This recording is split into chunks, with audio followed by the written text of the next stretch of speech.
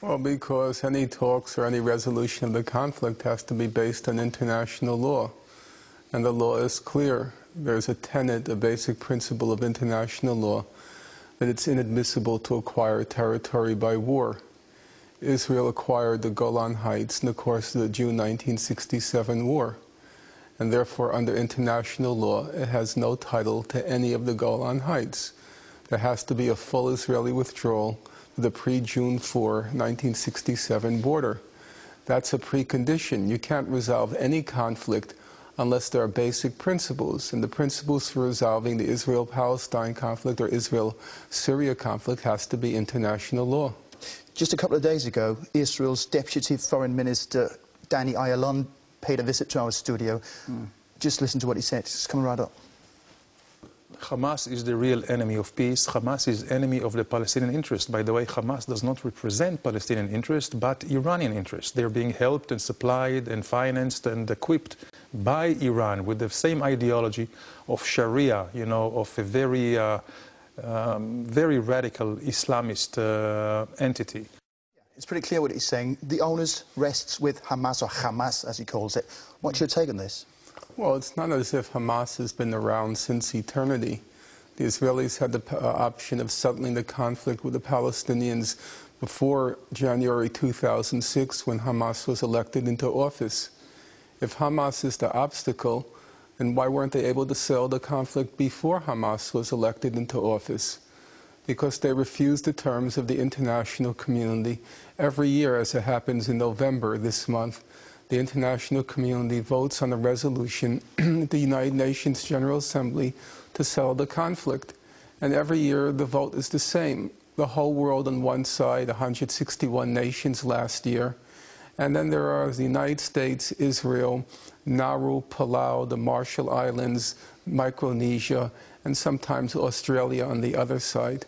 The problem is not Hamas. Hamas has repeatedly said it's willing to settle the conflict in the June 67 border. But still they refuse to recognize the state of Israel. Well, they refuse to recognize what they call the legitimacy of the state of Israel. But under international law, they're not obliged to recognize the legitimacy of the state of Israel. If you go back, for example, 1947, Gandhi said he'll accept the reality of Pakistan, but he would never accept the legitimacy of the state of Pakistan. And Hamas is not expected to be held to a higher level of diplomacy than Gandhi. Gandhi said, Pakistan is a reality which I'm forced to accept, but I don't accept it as legitimate. And that's the same position of Hamas. They said, well, settle the conflict in the June 67 border. But Finkelstein, this is what makes Jerusalem unwary of Hamas, because they keep saying, how can we have a neighbor which doesn't recognize our legitimacy? Yeah, but you see, the problem is, listen to your own language. You're just spouting Israeli propaganda. Why are you saying Jerusalem? East Jerusalem is occupied Palestinian territory under international law. That was the ruling of the International Court of Justice in July 2004. And if you look at the Goldstone report that just came out a month ago, they refer to East Jerusalem as occupied Palestinian territory. But now you've given over Jerusalem to the Israelis.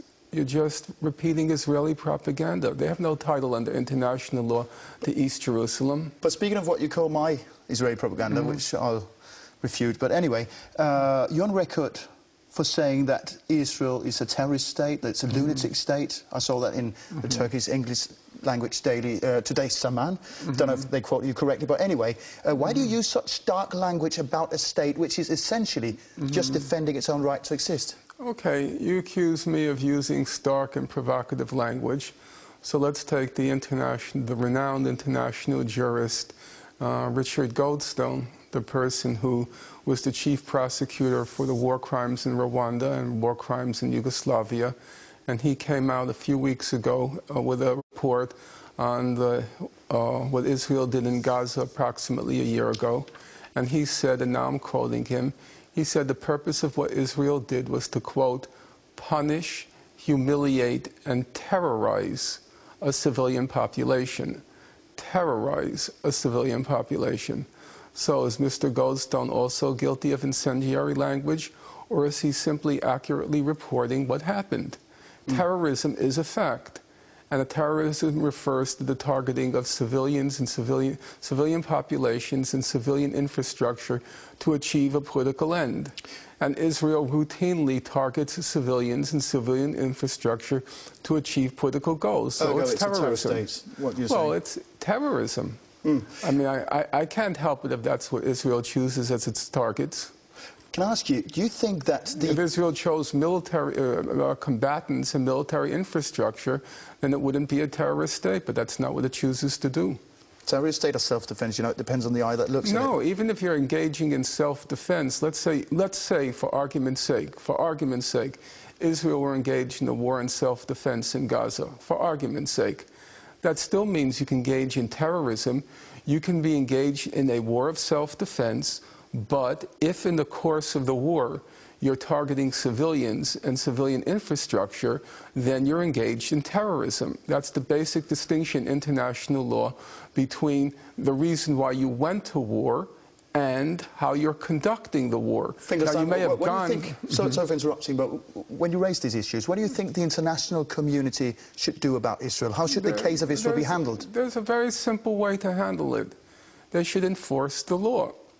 I mean, that I think is the easiest and the most efficacious way to resolve the conflict. So Israel is being granted special treatment, you're saying? Yes, the law is not being enforced against it. Right now, Richard Goldstone is saying Israel committed war crimes and possible crimes against humanity. And that Israel should be brought before the International Criminal Court if those who are guilty of those crimes are not prosecuted. Just enforce the law. These are not radical ideas. You know, sometimes people attribute to me that I'm some sort of radical. I'm simply saying let's apply the conventional, customary rules of law and laws of war to Israel and hold it to account the same as we would any other state. But you are very radical in your criticism of Israel. In the longer run, what do you think should happen to the political and geographical entity known as the State of Israel? Should it be dissolved, do you think? First of all, I'm not discussing my opinion.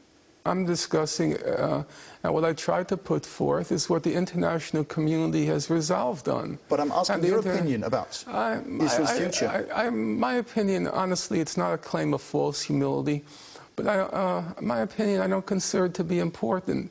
If I were an important moral authority or a moral voice, if I were a Nelson Mandela or a Mahatma Gandhi or a Bishop Tutu, yeah, I would say my opinion is important. But I'm just a fellow who's done some research from Brooklyn, New York. I don't claim to any great moral authority.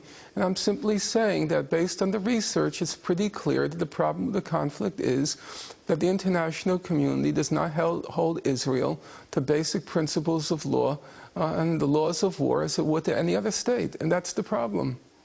Professor Finkelstein, thank you very much for being with us. Thank you.